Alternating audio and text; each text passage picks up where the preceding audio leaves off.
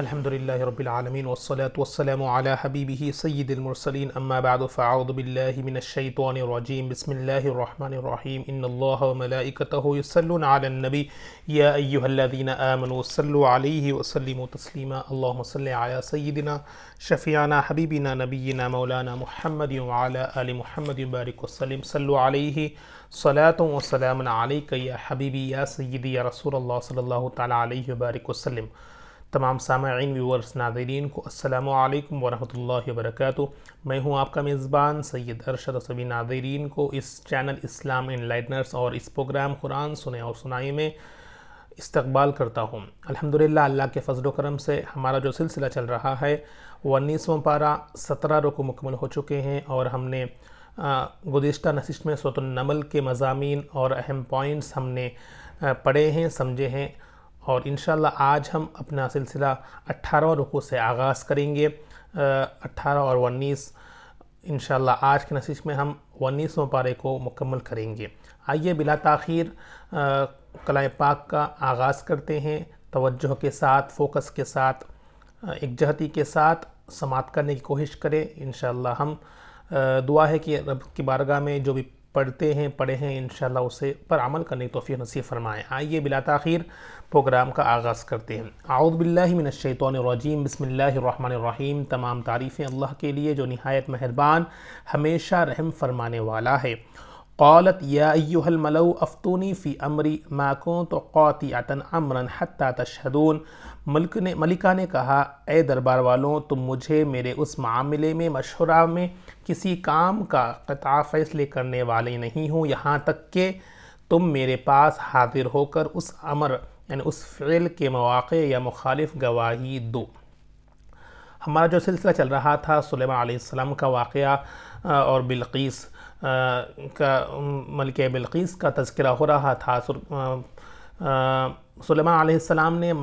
جب آپ کو معلوم ہوا کہ ہدہد کے ذریعے سے وہاں پر ملکہ جو خدا کو نہیں مانتی، یعنی دوسری دوسری پرستش کرتی ہے، تو وہاں پر ہدہد نے آپ کو ایک واقعہ یعنی وہاں کا ماجرا بتایا تھا۔ تو جب آپ نے سلیمان علیہ السلام نے خط کے ذریعے سے ملکہ بلقیس کو ایک خط لکھتے ہیں جس کا مضمون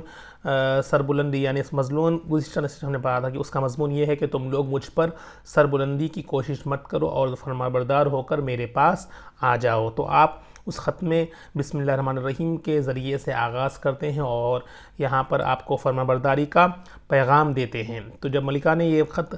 پڑھا تو وہاں کے دربار والے، جو ان کے ملکہ کے دربار میں جو بیٹھے ہیں، ان کو بلایا اور وہاں سے ان کا مشورہ لیا کہ کون سا فیصلہ کریں، یعنی مخالف کرنا ہے یا مواقع۔ قالوا نحن اولو قوت و اولو بأس شدید والامر الیک فانظری ماذا تأمرین۔ انہوں نے کہا ہم طاقتور اور سخت جنگوں میں جنگجو ہے، مگر حکم آپ کے اختیار میں ہے، سو آپ خود ہی غور کر لیں کہ آپ کیا حکم دیتی ہیں۔ تو وہاں کے دربار والوں نے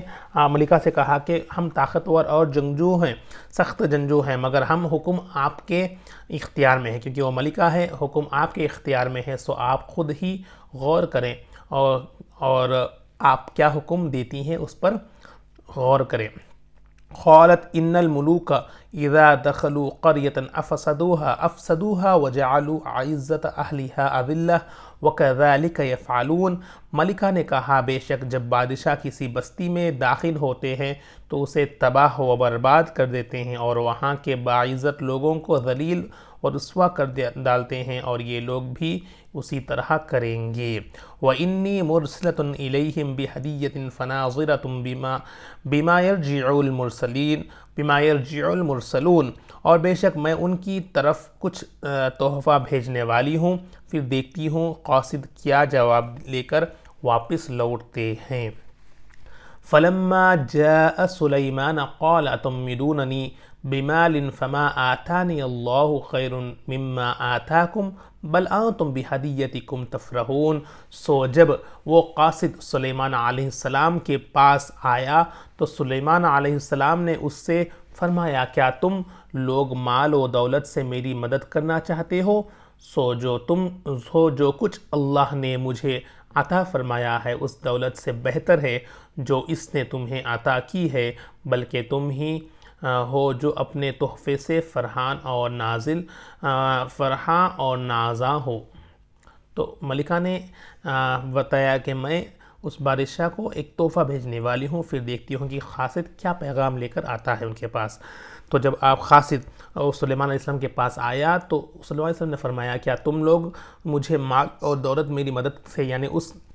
مال اور دولت سے میری مدد کرنا چاہتے ہوں، مگر جو کچھ اللہ نے مجھے عطا فرمایا ہے، بادشاہ یعنی سلیمان علیہ السلام نے فرمایا کہ جو کچھ اللہ نے مجھے عطا فرمایا ہے اس دولت سے بہتر ہے جو اس نے تمہیں عطا کی ہے، بلکہ تم ہی جو اپنے تحفے سے فرحان اور نازاں ہو، یعنی جو لائے ہو، اللہ تعالیٰ جو بھی دیا ہے مجھے اس سے بہت بہتر ہے جو اللہ نے مجھے دیا ہے۔ ارجع الیہم فلنأتینہم بجنود لا قبل لہم بہا وَلَنُخْرِجَنَّهُم مِّنْهَا أَذِلَّةً وَهُمْ صَاغِرُونَ۔ تو ان کے پاس تحفہ سمیت واپس پلٹ جا، سو ہم ان پر ایسے لشکروں کے ساتھ حملہ کرنے آئیں گے جن سے انہیں مقابلہ کی طاقت نہیں ہوگی، اور ہم انہیں وہاں سے بے عزت کر کے اس حال میں نکالیں گے وہ قیدی بن کر رسوا ہوں گے۔ قال یا ایہا الملأ ایکم یأتینی بعرشہا قبل ان یأتونی مسلمین۔ سلیمان علیہ السلام نے فرمایا اے دربار والوں، تم میں سے کون اس ملکہ کا تخت میرے پاس لا سکتا ہے قبل اس کے وہ لوگ فرمانبردار ہو کر میرے پاس آ جائیں۔ تو جب آپ کے پاس مال و دولت پیش کی گئی تو آپ نے اسے رد کیا، واپس بھیج دیا اور فرمایا کہ میں لشکروں کے ساتھ حملہ کرنے والا ہوں جن کے ساتھ ان کے مقابلے میں طاقت نہیں ہے، سو جب وہ ہوں گے تو وہاں پر ان کو قیدی بن کر یہاں پر لائے جائیں گے۔ اس کے بعد آپ فرماتے ہیں کہ ان کے دربار والوں میں جتنے بھی درباری ہے آپ ان سے کہتے ہیں کہ کون ہے جو تخت یعنی ملکہ تخت جو وہاں پر بلقیس جس تخت پر بیٹھتی ہے، کون ہے جو اس تخت کو ان کے پاس لا سکتا ہے وہ لوگ آنے سے پہلے، یعنی انہیں فرمانبردار ہو کر میرے پاس آنے سے پہلے کون ہے جو ملکہ کے تخت کو لا سکتا ہے۔ قال عفریت من الجن انا آتیک بہ قبل ان تقوم من مقامک وانی علیہ لقوی امین۔ ایک قومی ہیکل جن، کیونکہ سلیمان علیہ السلام کی خاصیت وہ تھی کہ ان کے درباریوں میں جن بھی حاضر ہوتے تھے، تو جن بھی ان کا حکم مانتے تھے، وہ جن کو اپنے قبضے میں رکھتے تھے، جن ان کا حکم کو فرمانبردار ہوتے ہیں۔ تو ان کے پاس ایک خوی بڑا ہیکل جن نے عرض کیا میں اسے آپ کے پاس لا سکتا ہوں قبل اس کے آپ اپنے مقام سے اٹھیں، اور بے شک میں اس کے لانے پر طاقتور اور امانت دار ہوں۔ تو آپ فرماتے ہیں کہ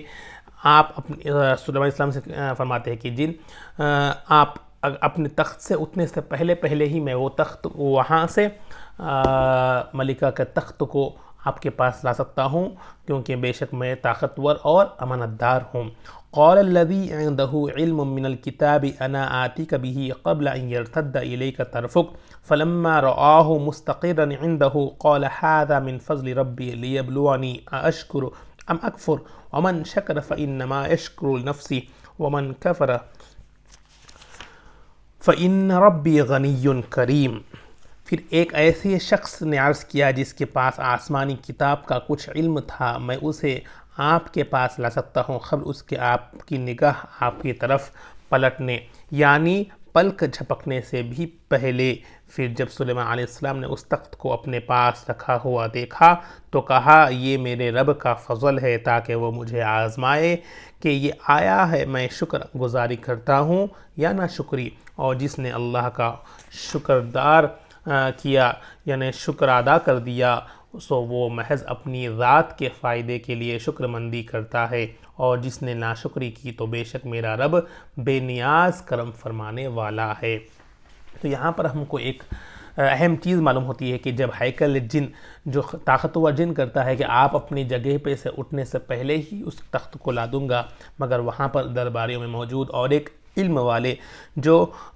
اللہ کتاب کا علم آسمانی کتاب یعنی اللہ کی کتاب کا علم جانتے ہیں، اس نے آپ سے فرمایا کہ آپ اپنے پلک جھپکنے سے پہلے ہی آپ یہاں پر اس تخت کو موجود پائیں گے۔ تو یہ اللہ تعالیٰ کی ایک ان جیسے اللہ کے فرمانبردار جو اللہ کے نیک بندے ہوتے ہیں جسے ہم ولی بھی کہتے ہیں، جو اللہ کی کتاب کا علم جانتے ہیں، تو وہ لوگ کو اللہ تعالیٰ نے اس اتنی قوت عطا کی گئی ہے کہ یہاں پر جن سے زیادہ بھی ان کو قوت ہے کہ آپ اپنے پلک جھپکنے سے پہلے ہی اس تخت کو آپ وہاں پر موجود پائے ہیں۔ تو یہ اللہ کے ولی جو ہوتے ہیں، نیک فرمانبردار بندے جو ہوتے ہیں، ایک یہاں پر ایک نشانی بتائی گئی ہے کہ اللہ کے بندے جو اللہ کے علم کو جانتے ہیں تو انہیں یعنی ان کے پاس بھی اتنی قوت اللہ نے عطا کی ہے کہ اس جیسے فعل بھی وہ کرتے ہیں۔ تو ہمیں آج کے زمانے میں جو بھی اللہ کے بندے ہیں، اللہ کے ولی ہیں، تو ہمیں بھی ان سے اللہ تعالیٰ انہیں بھی اس طرح اپنے معجزے یعنی اپنے جو کرامتیں ہم کہتے ہیں وہ برحق ہے، اللہ تعالیٰ نے انہیں اتنی قوت عطا کی گئی ہے کہ اللہ کے اس حکم سے، اللہ کی ذات سے، اللہ پر بھروسہ رکھنے سے اللہ تعالیٰ نے ان سے ان فعل کو، ان کرامتیں بھی عطا بتائی گئی ہے جو ہم آج کل دیکھتے ہیں۔ تو ہمیں اس پر دیکھ کر ہمیں اللہ پر ایمان اور اپنا مضبوط کرنا ہے کہ ہاں دعا کریں کہ ہمیں بھی اللہ تعالیٰ اتنا کتابوں کا علم جان کر اپنے آپ کو اس طرح اللہ کے قریب، اللہ کے نیک بندوں میں شمار کرنے کی توفیق فرمائیں، تاکہ ہم بھی جتنا ہم اللہ کے کتاب کے علم پر جانیں گے، پڑھیں گے، تو اللہ تعالیٰ بھی ہمیں اتنی ان جیسی کرامتوں سے ہمیں نوازے تاکہ ہم بھی اللہ سے قریب ہو سکیں، اپنے رسول کے اللہ سے قریب ہو سکیں۔ تو یہاں پر ایک طاقتور ہیکل جن سے بھی کمپیئر کریں تو ہم جو ایک اللہ کی کتاب کا کچھ علم یہاں بتایا گیا کہ اللہ کی آسمانی کتاب کا کچھ علم تھا اس کے پاس، جو بندہ جو وہاں پر موجود درباری ہے، تو اللہ کے کچھ علم ان کے پاس تھا جس کے ذریعے سے اللہ تعالیٰ نے انہیں اتنی قوت، اتنی طاقت عطا کی گئی ہے کہ وہ ملکہ تخت کو پلک جھپکنے سے پہلے بھی وہاں سے جہاں پر ملکہ موجود ہے وہاں سے آپ صلی اللہ علیہ وسلم کے دربار میں لا پہنچے۔ تو یہ بھی ایک اللہ کی کرامت ہے جو اللہ کے نیک بندوں کو عطا کی گئی ہے اللہ کے ذریعے سے، تو ہمیں ان پر یقین کرنا ہے اور اس سے ہمیں اللہ کی جو قدرت ہے، شان ہے، اس پر اپنے ایمان کو قوی کرنا ہے، مضبوط کرنا ہے۔ اس کے بعد بتایا گیا ہے کہ صلی اللہ علیہ وسلم نے فرمایا ہے کہ پھر جب صلی اللہ علیہ وسلم نے اس تخت کو اپنے پاس دیکھا تو فوراً اللہ سے کہا کہ یہ میرے رب کا فضل ہے تاکہ وہ جو مجھے آزمائے گا یا میری شکر گزاری کرتا ہے۔ تو یہاں پر جب بھی کچھ اچھا کام ہو تو فوراً ہمیں اس میں یہ سبق ملتا ہے کہ اللہ کا شکر ادا کرے، اللہ کا شکر بجا لائیں، ہمیشہ الحمدللہ کہیں، تمام تعریفیں اللہ کے اور شکر ادا کرتے رہیں۔ تو یہ بہترین دعا ہے، ہمیشہ ہمیں اپنی دعاؤں میں اس میں شامل کرنا ہے۔ ھذا من فضل ربی،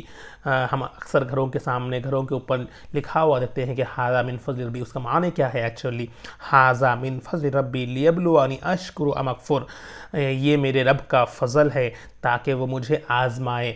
ھذا من فضل ربی کا مطلب یہ میرے رب کا فضل ہے ان پر،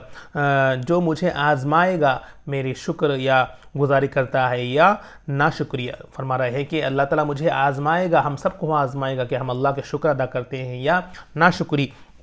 اور جس نے اللہ کا شکر ادا کیا ہے سو وہ محض اپنی ہی ذات کے فائدے کے لیے شکر ادا کیا ہے، شکر مندی کرتا ہے، اور جس نے ناشکری کی تو بے شک میرا رب بے نیاز ہے، کسی کا محتاج نہیں ہے، کسی کے شکر کا محتاج نہیں ہے۔ اگر جو ہم اللہ کا شکر ادا کرتے ہیں تو وہ اپنی ہی ذات کے فائدے کے لیے ہے، اور جو بندہ ناشکری کرتا ہے تو اللہ اس سے بے نیاز ہے، بے شک اللہ کرم فرمانے والا ہے۔ تو ہم اپنی دعاؤں کو شامل کریں اور بار بار جو بھی اگر اچھا ہو یا کچھ آپ کے ساتھ کچھ نقصان بھی ہو تو ہر حال میں اللہ کا شکر بجا لانا ہے۔ شکر اور صبر، یہ دو چیزیں انسان کو اپنے ساتھ رکھنا ہے۔ ہمیں دعا ہے کہ اللہ تعالیٰ ہمیں ان دو چیزوں کو ساتھ لے کر زندگی بسر کرنے کی توفیق دے۔ قال نکر لها عرشها ننظر اتهتدی ام تکون من الذین لا یهتدون، صلی اللہ علیہ وسلم نے فرمایا اس ملکہ کے امتحان کے لیے اس کے تخت کی صورت اور حیت بدل دے، تمام اس کا شکل بدل دو، ہم دیکھیں گے کہ آیا وہ پہچان کی راہ پاتی ہے یا ان میں سے ہوتی ہے جو سوجھ بوجھ نہیں کرتے۔ تو جب تخت ملکہ آنے سے پہلے تخت لایا گیا تو اب اس کے تخت کو شکل و صورت یعنی تمام چیزوں کو بدل دی گئی ہے۔ آپ ملکہ کا امتحان لیتے ہیں کہ کیا آیا وہ کچھ سوچ بوجھ یعنی رکھتی ہے یا اس کو پہچان سکتی ہے یا وہ سوچ بوجھ نہیں سمجھ نہیں رکھتی ہے۔ فلما جاءت قیل اہکذا عرشک قالت کأنہ ہوا وأوتینا العلم من قبلها وکنا مسلمین۔ پھر جب وہ ملکہ آئی تو اس سے کہا گیا کہ کیا تمہارا تخت اسی طرح کا ہے؟ وہ کہنے لگی گویا یہ وہی ہے جو ہمیں اس سے پہلے ہی نبوت سلیمان کے حق ہونے کا علم ہو چکا تھا اور ہم مسلمان ہو چکے ہیں۔ تو اس کے ذریعے اللہ تعالیٰ نے اس ملکہ کو اس امتحان کے ذریعے جو سلیمان علیہ السلام نے اللہ کے حکم سے بتایا گیا تھا آزمایا تھا، تو اس کو دیکھ کر آپ نے نبوت سلیمان کو حق ہونے کا علم ہوا ہو چکا اور آپ ملکہ بھی مسلمان ہو چکے ہیں۔ وَصَدَّهَا مَا كَانَتْ تَعْبُدُ مِن دُونِ اللَّهِ إِنَّهَا كَانَتْ مِن قَوْمٍ كَافِرِينَ، اور اس ملکہ کو اس معبود باطلہ نے پہلے قبول حق سے روکا رکھا جس کی وہ اللہ کے سوا پرستش کرتی رہی تھی، بے شک وہ کافروں کی قوم میں سے تھی۔ قیل لہ ادخل الصرح فلما رأته حسبته لجة وكشفت عن ساقيها قال إنه صرح ممرد من قوارير قالت ربي إني ظلمت نفسي وأسلمت مع سليمان لله رب العالمين۔ اس ملکہ سے کہا گیا اس محل کے صحن میں داخل ہو جہاں جس کے نیچے نیلگوں پانی کی لہریں چلتی رہتی تھیں۔ پھر جب ملکہ نے اس مزین بلویر فرش کو دیکھا یعنی وہاں پر ایک کانچ کا فرش تھا تو اسے گہرے پانی کا تالاب سمجھا اور اس نے پاہنچے اٹھا کر اپنی دونوں پنڈلیاں کھول دیں۔ سلیمان علیہ السلام نے فرمایا یہ تو محل کا شیشوں جڑا صحن ہے۔ اس ملکہ نے عرض کیا اے میرے پروردگار، میں اسی طرح فریبی نظر میں مبتلا تھی، بے شک میں نے اپنی جان پر ظلم کیا اور اب میں سلیمان علیہ السلام کی معیت میں اس اللہ کی فرمانبرداری ہو گئی ہوں جو تمام جہانوں کا رب ہے۔ جب آپ کو صحن میں لیا گیا تو آپ صحن کو اس فرش کو شیشے والا جو فرش تھے اس کو دیکھ کر پانی سمجھ کر اپنے پہنچے کو اٹھا کر پنڈلیاں کھول کر وہاں پر کھول دیتی ہیں۔ تو سلیمان علیہ السلام نے فرمایا یہ پانی نہیں ہے، یہ شیشوں یعنی کانچ کا فرش ہے جو جس طرح وہ دیکھتی ہیں۔ تو بے شک اپنی جان پر اسی وقت اے میرے پروردگار، اس نے فرمایا کہ میں اسی طرح فریبی نظر میں مبتلا تھی، بے شک میں نے اپنی جان پر ظلم کیا اور اب میں سلیمان علیہ السلام کی معیت میں اس اللہ کی فرمانبرداری ہو گئی ہوں جو تمام جہانوں کا رب ہے۔ وَلَقَدْ أَرْسَلْنَا إِلَىٰ ثَمُودَ أَخَاهُمْ صَالِحًا أَنِ اعْبُدُوا اللَّهَ فَإِذَا هُمْ فَرِيقَانِ يَخْتَصِمُونَ، اور بے شک ہم نے اب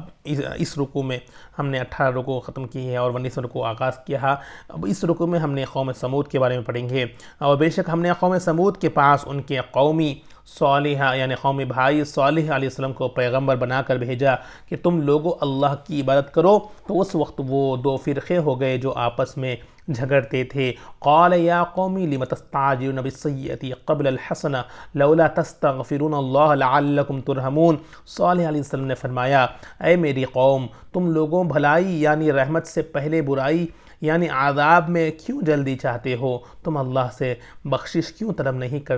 کرتے تاکہ تم پر رحم کیا جائے؟ قالوا طیرنا بقوم معک قال طائرکم عند اللہ بل انتم قوم تفتنون۔ وہ کہنے لگے ہمیں تم سے بھی نحوست پہنچتی ہے اور ان لوگوں سے بھی جو تمہارے ساتھ ہے۔ صالح علیہ السلام نے فرمایا تمہاری نحوست کا سبب اللہ کے پاس لکھا ہوا ہے، بلکہ تم لوگ فتنہ میں مبتلا کیے گئے ہیں۔ وَكَانَ فِي الْمَدِينَةِ 9 رَهْطٌ يُفْسِدُونَ فِي الْأَرْضِ وَلَا يُصْلِحُونَ، اور قوم ثمود کے شہر میں 9 سرکردہ لیڈر جو اپنی جماعتوں کے سربراہ تھے ملک میں فساد پھیلاتے تھے اور اصلاح نہیں کرتے تھے۔ قالوا تقاسموا بالله لنبيتنه وأهله ثم لنقولن لوليه ما شهدنا مهلك أهله وإنا لصادقون، اور ان سرغنوں میں کہا تم آپس میں اللہ کی قسم کھا کر عہد کرو کہ ہم ضرور رات کو صالح علیہ السلام اور اس کے گھر والوں پر قاتلانہ حملہ کریں گے۔ پھر ان کے وارثوں سے کہہ دیں گے کہ ہم ان کی ہلاکت کے مواقع پر حاضر ہی نہ تھے اور بے شک ہم سچے ہیں۔ تو وہاں پر دو گروہ ہوئے، جب اللہ کا حکم دیا گیا، اللہ کا پیغام فرمایا گیا، تو وہ صالح علیہ السلام سے اور ان کے ساتھ رہنے والوں سے نحوست یعنی اچھا نہیں محسوس کرتے۔ تو آپ نے اس کا جواب یعنی اس کا وجہ جانتے ہیں، اللہ تعالیٰ نے فرماتا ہے۔ پھر اس کے بعد وہ ایک پلان کرتے ہیں کس طرح صالح علیہ السلام کو رات ان کے گھر والوں کو تباہ کر دیں، قتل کر دیں۔ وَمَكَرُوا مَكْرًا وَمَكَرْنَا مَكْرًا وَهُمْ لَا يَشْعُرُونَ، اور انہوں نے خفیہ سازش کی اور ہم نے بھی ان کے توڑ کے لیے خفیہ تدبیر فرمائی۔ تو یہاں پر بتایا کہ جب وہ خفیہ سازش کر سکتے ہیں، وہ پلان کر سکتے ہیں، تو اللہ تعالیٰ فرمایا کہ اللہ تعالیٰ اور بہتر پلان کرنے والا ہے، تدبیر کرنے والا ہے۔ تو انہوں نے خفیہ سازش کی اور ہم نے بھی اللہ فرمایا کہ اس کے توڑ یعنی اس کے جواب میں خفیہ تدبیر فرمائی اور انہیں خبر بھی نہ ہوئی۔ فانظر کیف کان عاقبۃ مکرہم انا دمرناہم وقومہم اجمعین، تو آپ دیکھیے کہ ان کی مکرانہ سازش کا انجام کیسا ہوا، بے شک ہم نے ان سرداروں کو اور ان کی ساری قوم کو تباہ و برباد کر دیا۔ فَتِلْكَ بُيُوتُهُمْ خَاوِيَةٌ بِمَا ظَلَمُوا إِنَّ فِي ذَلِكَ لَآیَةً لِقَوْمٍ یعلمون۔ سو یہ ان کے گھر ویران پڑے ہیں، اس لیے انہوں نے ظلم کیا تھا، بے شک اس میں اس قوم کے لیے عبرت کی نشانی ہے جو علم رکھتے ہیں۔ تو یہاں پر ہمیشہ فرمایا کہ جب بھی ہم کچھ پلان کرتے ہیں تو اس ہمارے لیے اچھا ہو سکتا یا بہتر یا اس سے اپوزٹ بھی ہو سکتا، کیونکہ اللہ تعالیٰ بہتر تدبیر کرنے والا ہے۔ وَلُوطًا إِذْ قَالَ لِقَوْمِهِ أَتَأْتُونَ الْفَاحِشَةَ وَأَنْتُمْ تُبْصِرُونَ، اور لوط علیہ السلام کو یاد کریں جب انہوں نے اپنی قوم سے فرمایا کہ تم بے حیائی کا ارتکاب کرتے ہو حالانکہ تم دیکھتے بھی نہ ہو۔ أَئِنَّكُمْ لَتَأْتُونَ الرِّجَالَ شَهْوَةً مِّن دُونِ النِّسَاءِ بَلْ أَنْتُمْ قَوْمٌ تَجْهَلُونَ،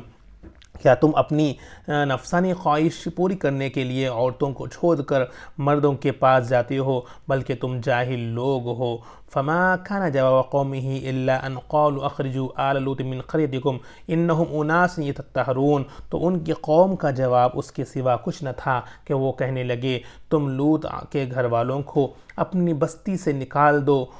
یہ بڑے پاک باز بنتے ہیں۔ جب اس کے بعد لوط علیہ السلام کا واقعہ آپ نے سماعت کیا، اس سے پہلے بھی کوئی یاد کہ جب انہوں نے قوم کو لوط کے بعد بھیجا کر لوط علیہ السلام کی قوم ایک بد فعل بد کام میں مشغول تھی، جو اپنی نفسانی خواہشات کو وہ عورتوں کو چھوڑ کر مردوں کے ساتھ شریک کرتے ہیں، اس میں خواہش رکھتے ہیں۔ تو ایک گناہ ہے جو آج ہم ویسٹرن کلچر میں دیکھتے ہیں زیادہ، تو اس سے بچیں۔ ان کی قوم لوط علیہ السلام کی قوم اس وجہ سے، اس کام کی وجہ سے وہ اللہ تعالیٰ نے انہیں تباہ برباد کر دیا، کیونکہ اللہ کو لوط علیہ السلام نے اس کے بارے میں تاکید کی کہ وہ صحیح نہیں ہے، پر بھی اسے قوم نے نہیں مانا۔ تو اس کی جواب اس میں کے سوا کچھ نہ تھا کہ وہ کہنے لگے تم لوط کے گھر والوں کو اپنی بستی سے نکال دو۔ جب وہ آپ کو اچھا کام کے لیے بتائے تھے تو ان کے قوم والوں نے انہیں بستی سے نکالنے کا فیصلہ کیا، کیونکہ یہ بڑے پاک باز بنتے ہیں۔ فَأَنْجَيْنَاهُ وَأَهْلَهُ إِلَّا امْرَأَتَهُ قَدَّرْنَاهَا مِنَ الْغَابِرِينَ، پس ہم نے لوط علیہ السلام کو اور ان کے گھر والوں کو نجات بخشی سوائے ان کی بیوی کے، ہم نے ان سے عذاب کے لیے پیچھے رہ جانے والوں میں سے مقرر کر دیا تھا، کیونکہ لوط علیہ السلام کے گھر والے صحیح تھے مگر ان کی بیوی ان کو نہیں مانتی تھی، ان سے جس طرح وہ اس میں مبتلا تھے ان کے اپوزٹ میں تھی۔ تو اللہ تعالیٰ نے فرمایا کہ سوائے ان کی بیوی کے ہم نے اسے عذاب کے لیے پیچھے رہ جانے والوں میں سے مقرر کر لیا تھا۔ وَامْطَرْنَا عَلَيْهِمْ مَطَرًا فَسَاءَ مَطْرُ الْمُنذَرِينَ، اور ہم نے ان پر خوب پتھروں کی بارش برسائی۔ اللہ اکبر۔ سو ان ڈرائے گئے لوگوں پر پتھروں کی بارش نہایت ہی بری تھی۔ تو آپ ان کا عذاب، لوط علیہ السلام کا عذاب کس طرح آیا ان کی قوم کو؟ پتھروں کی بارش ہوئی ہے، جس طرح وہ پتھروں کی بارش میں جو انہیں تاکید کرتے تھے، جو انہیں برا بھلا کہتے تھے، تو ان پر بارش نہایت بری تھی، ڈرانے لوگوں کو برسائی۔ سو ان کے ڈراتے کیے لوگوں کو، جو ان کے بد پیچھے کہتے تھے، ان لوگوں کو اس بارش کے ذریعے سے، پتھروں کی بارش کے ذریعے سے تباہ کر دیا۔ قُلِ الْحَمْدُ لِلَّهِ وَسَلَامٌ عَلَىٰ عِبَادِهِ الَّذِينَ اصْطَفَىٰ اللہ خیر اما یشرکون، فرما دیجئے کہ تمام تعریفیں اللہ ہی کے لیے ہیں جو اس کے منتخب برگزیدہ بندوں پر سلامتی ہو۔ کیا اللہ ہی بہتر ہے یا وہ معبودان باطلہ جنہیں یہ لوگ اس کا شریک ٹھہراتے ہیں۔ اب یہاں پر اس کے بعد اس رکوع کے بعد بتایا گیا ہے کہ تمام تعریفیں فرما دیجئے کہ اللہ کے لیے ہے جو منتخب برگزیدہ بندے اللہ نے ان پر سلامتی رکھی ہے۔ کیا اللہ ہی بہتر ہے، اب پوچھا جا رہا ہے کہ اللہ ہی بہتر ہے یا وہ معبودان باطلہ جنہیں یہ لوگ اس کا شریک ٹھہراتے ہیں، کیا وہ بہتر ہے؟ حقیقتاً اللہ ہی بہتر ہے اور تمام تعریفوں کے لائق ہے اللہ جس نے ان برگزیدہ جو اللہ کے نیک بندے انہیں منتخب فرمایا ہے۔ تو یہاں پر انشاءاللہ ہم اپنے نشست کو آج کے اختتام کرتے ہیں۔ 19 رکوع ہو چکے ہیں، 18 اور 19 رکوع، 2 رکوع ہم نے آج پڑھا ہے، اور اسی کے ساتھ انشاءاللہ کل ہم 20 مبارک کا آغاز کریں گے۔ 19 مبارک الحمدللہ مکمل ہو چکے ہیں، 2/3 حصہ الحمدللہ ہم نے قریب تک ہم ختم کیا ہے۔ انشاءاللہ کل کی نشست میں ہم سورہ نمل کو کنٹینیو کرتے ہوئے 20 مبارک کا آغاز کریں گے۔ آج ہم نے کئی چیزیں سیکھے ہیں سلیمان علیہ السلام کے واقعے کے ذریعے سے، اللہ کا شکر بجا لانا، اور اللہ کے نیک بندوں پر جو اللہ تعالیٰ نے انہیں قوت ایسی دی کہ جو وہ کرامتیں کرتے ہیں، اس پر ہمیں یقین کر کے اللہ کا اور مضبوط سے ساتھ اللہ کے پر توکل کرنا ہے، اللہ پر بھروسہ کرنا ہے، اللہ پر ایمان پختگی کرنا ہے۔ اس کے بعد ہم نے جو پلان تدابیر کرتے ہیں تو اللہ تعالیٰ انہیں کس طرح اپنے تدبیر کے ساتھ ان کے پلانز کو مکمل ناکام کرتا ہے، تو ہمیں یقین کرنا ہے کہ جو بھی ہم سوچتے ہیں تو ہر چیز اللہ پر توکل کرتے ہوئے اللہ پر چھوڑ دینا ہے، اللہ پر بھروسہ کرنا ہے، اور اپنے جو بھی کام اپنے فعل ہے وہ کرتے ہوئے اپنے پلانز کے ذریعے سے اللہ پر بھروسہ رکھنا ہے، تاکہ اس میں اللہ تعالیٰ اگر بہتر ہے تو اسے کامیابی دے گا، اور اگر ہمارے لیے صحیح نہیں ہے تو اللہ تعالیٰ ہمیں اس کا اجر بہتر انداز میں عطا فرمائے گا۔ یہ تمام چیزیں انشاءاللہ ہم نے آج پڑھی ہے۔ دعا کرتا ہوں کہ آپ اسے سماعت کریں ہیں اور سمجھنے کی کوشش بھی کیے ہیں، دور دور تک سب لوگوں کو اس کے بارے میں تذکرہ کریں، فارورڈ کریں، تاکہ وہ لوگ بھی قرآن کو سمجھنے میں آسانی ہے۔ آئیے دعا کے ساتھ اس نشست کا ختم کرتے ہیں۔ رب کی بارگاہ میں دعا ہے، یا اللہ جو بھی ہم نے پڑھا ہے سنا ہے اس پر عمل کرنے کی توفیق نصیب فرمائے، یا اللہ اسے سمجھنے میں آسانی عطا فرما دے، یا اللہ ہر حال میں یا اللہ ہمیں شکر گزار بندے بننے والا بنا دے، یا اللہ بے شک تمام تعریفیں تیرے لیے ہے، اللہ ہمیں ان برگزیدہ بندوں میں ہمیں چنندہ میں شامل فرما دے، نیک بندوں میں شامل فرما دے، یا اللہ ہمیں اسلام کو بول بالا کرنے والا بنا دے، ایمان پر حفاظت فرما دے، ایمان پر خاتمہ نصیب فرما دے، ایمان کی حلاوت نصیب فرما دے، ایمان کی تازگی نصیب فرما دے، یا اللہ ہر حال میں توکل اللہ پر رکھنے کی توفیق نصیب فرما دے، تجھ پر یا اللہ بھروسہ کرنے والا بنا دے، یا اللہ کسی کا محتاج نہ بنا، صرف تیرے محتاج بنا دے، تمام جو بھی یا اللہ سازشیں ہو رہی ہیں یا اللہ تمام کو ناکام فرما دے، یا اللہ بہترین سربراہ نصیب فرما دے، یا اللہ ہم سب کو یا اللہ تیرے کلام پاک کو سمجھ کر پڑھنے والا بنا دے، ایمان پر خاتمہ برخ نصیب فرما دے، 5 وقت نمازی بعد جماعت کے ساتھ پڑھنے والا بنا دے، یا اللہ ہر حال میں صبر اور شکر کو ساتھ یا اللہ زندگی کو بسر کرنے والا بنا دے، والدین کی مغفرت فرما دے، اساتذہ کی مغفرت فرما دے، یا اللہ امت مسلمہ کی تمام کی مغفرت فرما دے، دو پریشان حال تمام کی پریشانی کو دور فرما دے، غیب امداد فرما دے، یہ جو امتحانات دے رہے ہیں تمام کو کامیاب نصیب فرما دے، جو بے روزگار ہے روزگار برکت نصیب فرما دے، حلال رزق کمانے توفیق نصیب فرما دے، حرام سے بچنے والا بنا دے، ساری دعاؤں کو اپنے فضل و کرم سے اپنے پیارے حبیب کے صدقے سے قبول فرما دے۔ اللہم ربنا تقبل منا انک انت السمیع العلیم وتب علینا انک انت التواب الرحیم، وصلی اللہ تعالی علی خیر خلقہ نور عرش محمد وعلی آلہ وصحبہ اجمعین برحمتک یا ارحم الراحمین، والحمد للہ رب العالمین، بحق لا الہ الا اللہ محمد رسول اللہ۔